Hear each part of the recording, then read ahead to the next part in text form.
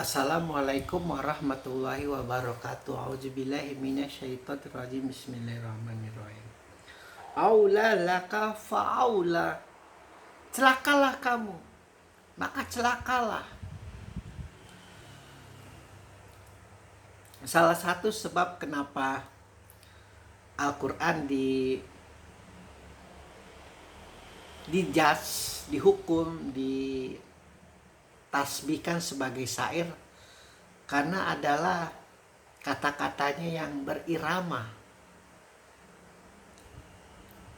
Kalau di dalam puisi itu ABAB atau AAA atau BA atau ABCD, ABC, ABC, begitulah pokoknya dia berirama.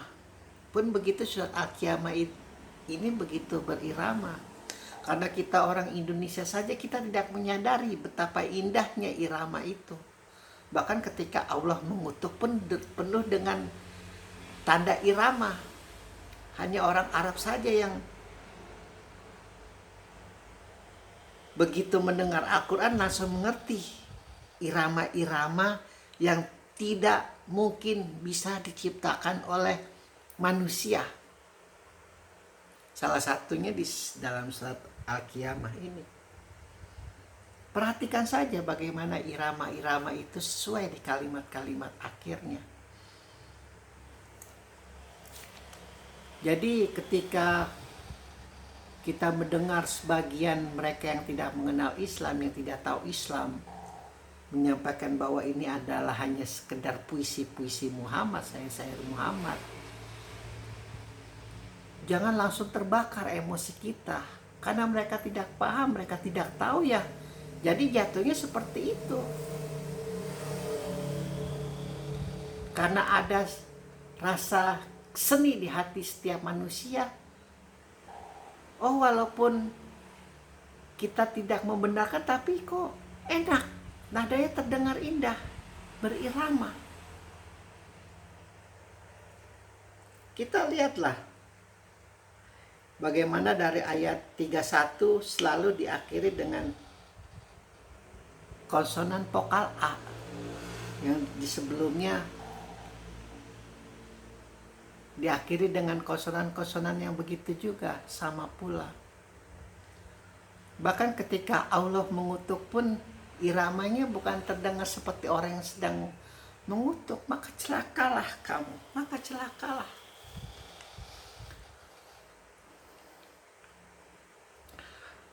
Karena kita tidak tahu kehidupan di zaman 1400 tahun yang lalu, bisa saja kalimat aula laka faula, celakalah kamu, maka celakalah, adalah mungkin pada saat itu tren populer. Orang yang begitu sangat marah, orang yang begitu sangat murka berkata seperti itu. Karena orang itu sangat luar biasa kejelekannya, kebodohannya, kejahatannya, kejalimannya. Aula laka faula, celakalah kamu, maka celakalah.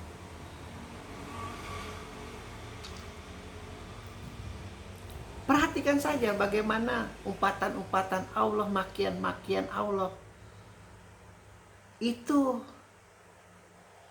tidak berdiri sendiri kata-katanya.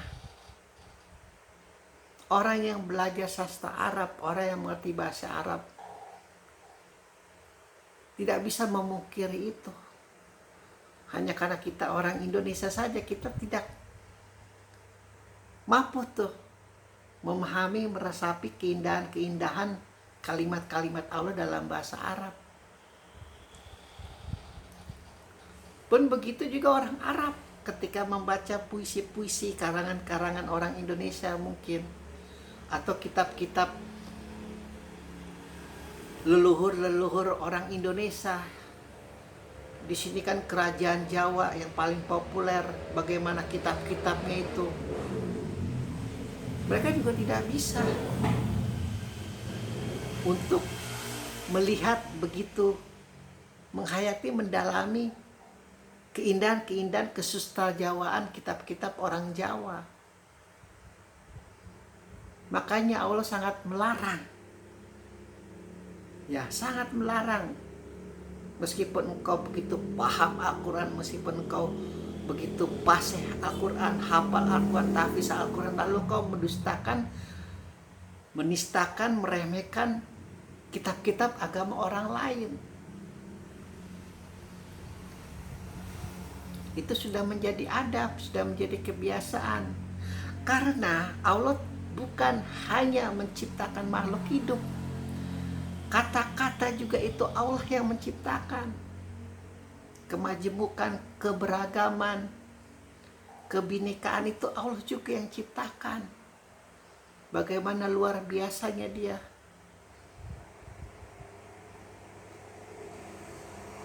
Menciptakan huruf-huruf, menciptakan bahasa-bahasa yang begitu beragam. Ketika engkau melecehkan bahasa orang lain, ketika engkau melecehkan kitab orang lain, ketika engkau melecehkan agama lain, maka engkau juga melecehkan ciptaan Allah.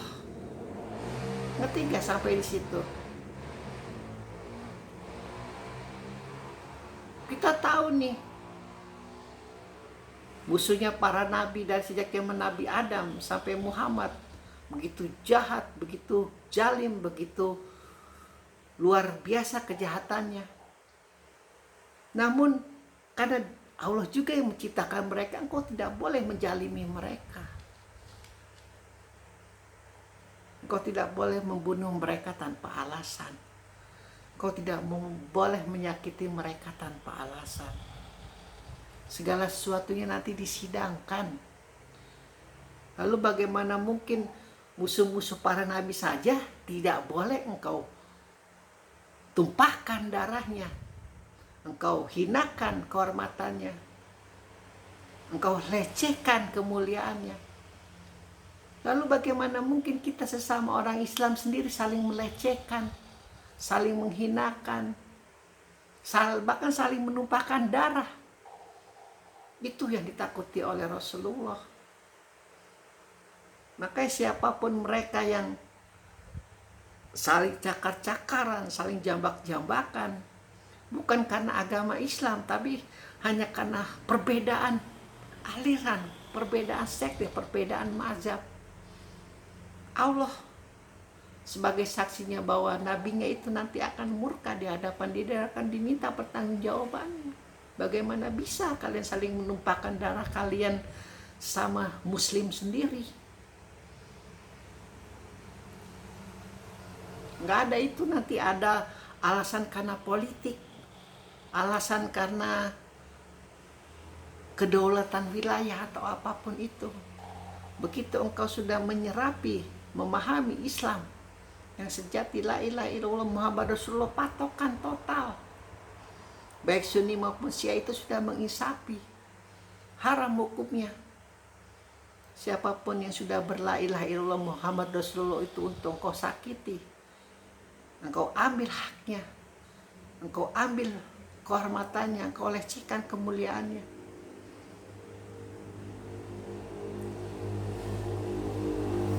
Makanya di hari persidangan itu Allah pastikan sebutir jarah pun engkau, alasan-alasan apapun itu nanti akan diminta pertanggungjawabannya. Apalagi pertanggungjawaban orang ini yang sudah Allah tasbihkan, tidak membenarkan Al-Quran, tidak melaksanakan sholat, mendustakan Al-Quran menjauhi kebenaran, maka celakalah kamu, celaka. Setiap daerah itu punya umpatan-umpatan, punya cacian-cacian. Dan berbeda-beda, gaya bahasanya berbeda-beda, tutur katanya. Bisa saja jadi kata-kata ini adalah sudah sangat populer pada saat itu. Aula falah, aula laka faula. Dia sudah mengutuk celakalah kamu. Karena saking geramnya dibalikin lagi, maka celakalah kamu. 2 kali, celakalah kamu, maka celakalah.